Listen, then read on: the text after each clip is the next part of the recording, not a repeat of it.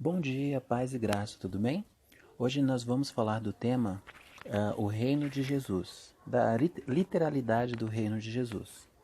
Para tratar a respeito desse tema, vamos partir do texto que fica no Salmo 89 e vamos argumentando tanto desse texto, alguns versículos desse texto, e outros que vão mostrar que esse reino é uma promessa de Deus e ele precisa se cumprir literalmente. Vamos lá, primeiro a gente vai ler Salmos, capítulo 89, do versículo 3 e 4. Tu disseste, fiz aliança com o meu escolhido, jurei a meu servo Davi, estabelecerei a tua linhagem para sempre, e firmarei o seu trono por todas as gerações. Salmos 89, versículo 3 e 4. A aliança feita com Davi foi feita com juramento pelo próprio Deus. Essa aliança consiste em manter sua linhagem para sempre e firmar o seu trono por todas as gerações. A aliança não anula a possibilidade de o trono de Davi ficar sem rei por um momento. Antes de prosseguir, é preciso registrar de onde Davi reinou. Vamos buscar nos registros bíblicos, onde registra sua morte, e encontraremos a resposta. Vamos ao texto que fica em 1 Reis, capítulo 2, dos versículos 10 ao versículo 12, que diz assim: Davi descansou com seus pais e foi sepultado na cidade de Davi. Foi o tempo que Davi reinou sobre Israel 40 anos, 7 anos em Hebrom e em Jerusalém 33. Salomão assentou-se no trono de Davi, seu pai, e o seu reino se fortificou sobremaneira. Texto que fica em 1 Reis, capítulo 2, versículos do 10 ao 12. Eu gosto bastante de repetir os versículos, porque às vezes acabamos errando. Então, se a gente erra no primeiro, Deus dá graça e a gente consegue, no segundo, conceder a referência correta, tá bom? Então, fica evidente que ele reinou sobre a nação de Israel. O começo de seu reinado foi em Hebrom, e depois foi estabelecido em Jerusalém. Seu filho Salomão se assenta em Jerusalém, onde for estabelecido o reino de seu pai Davi. Portanto, o que é do trono de Davi reina sobre Jerusalém. Continuaremos falando do Salmo 89, do versículo 20 ao versículo 37, obtemos mais informações. Vejamos o que esse trecho afirma. Encontrei o meu servo Davi, ungi-o com meu óleo sagrado. A minha mão o susterá e o meu braço o fará forte. Nenhum inimigo o sujeitará a tributos, nenhum injusto o oprimirá. Esmagarei diante dele os seus adversários e destruirei os seus inimigos.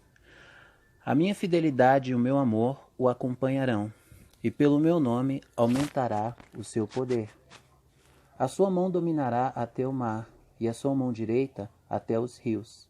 Ele me dirá: Tu és o meu Pai, o meu Deus, a rocha que me salva. Também o nomearei meu primogênito, o mais exaltado dos reis da terra. Manterei o meu amor por ele para sempre, e a minha aliança com ele jamais se quebrará. Firmarei a sua linhagem para sempre. O seu trono durará enquanto existirem céus.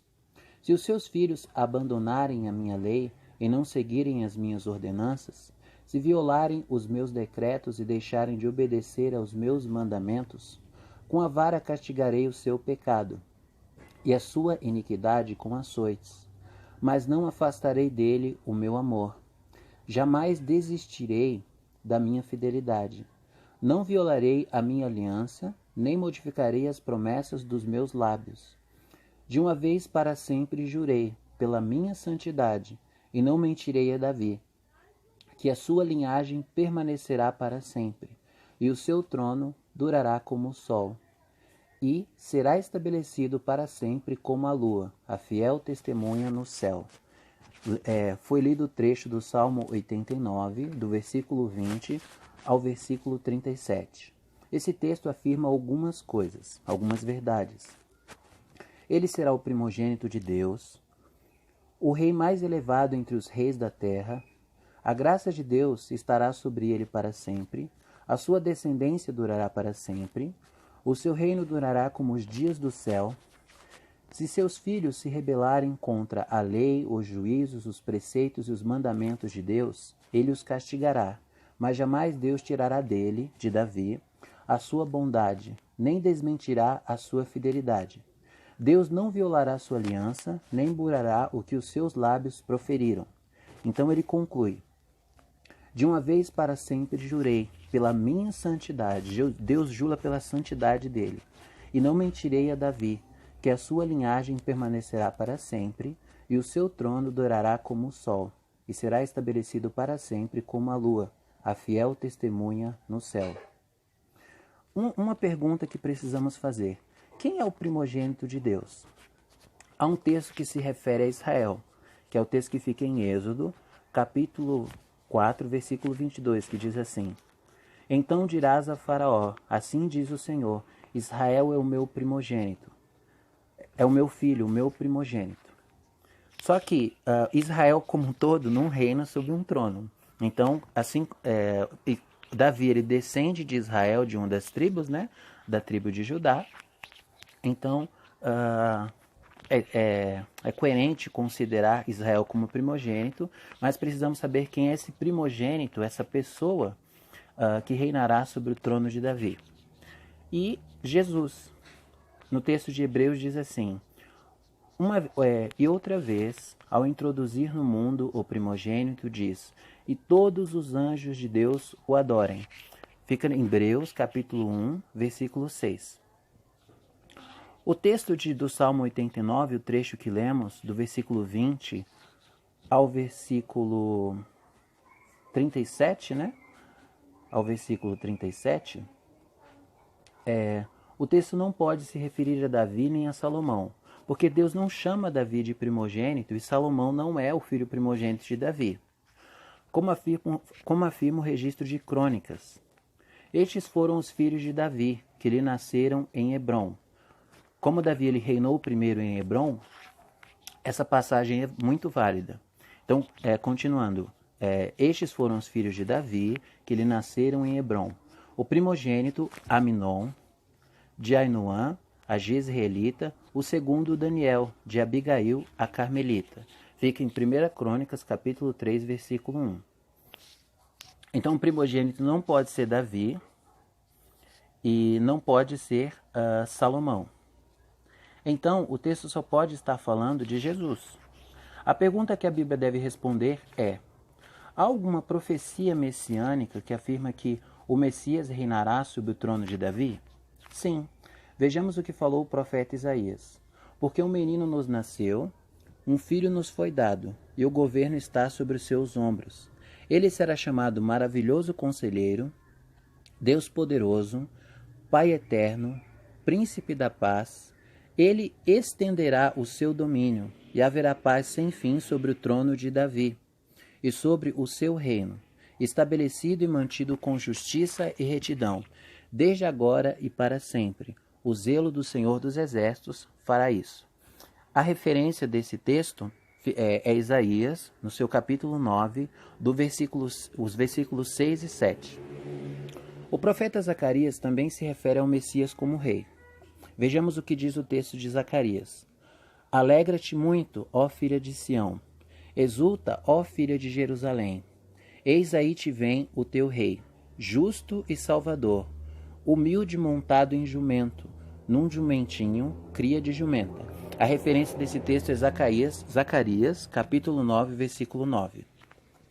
E isso se cumpriu em Jesus literalmente.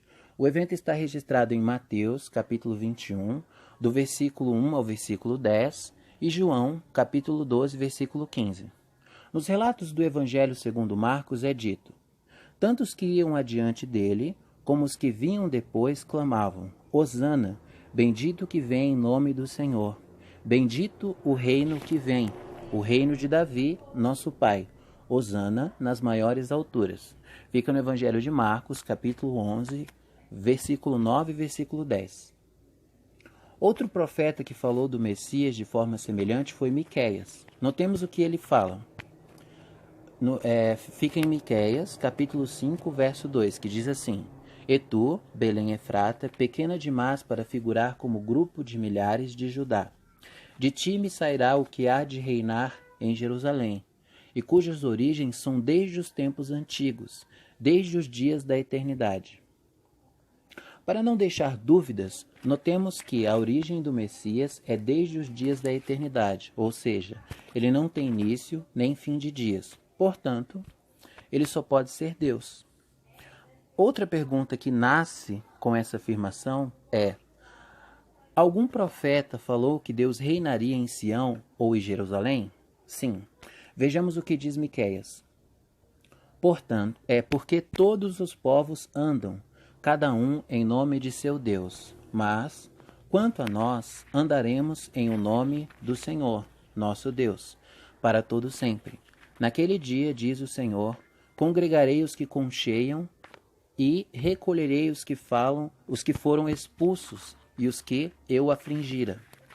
Dos que cocheiam, farei a parte restante, e dos que foram arrojados para longe, uma poderosa nação.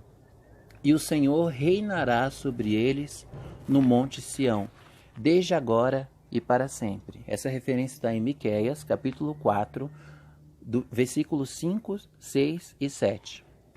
Para finalizar essa abordagem sobre o reino literal de Cristo em Jerusalém, no monte Sião, vamos ler o que o anjo Gabriel fala a Maria, mãe de Jesus.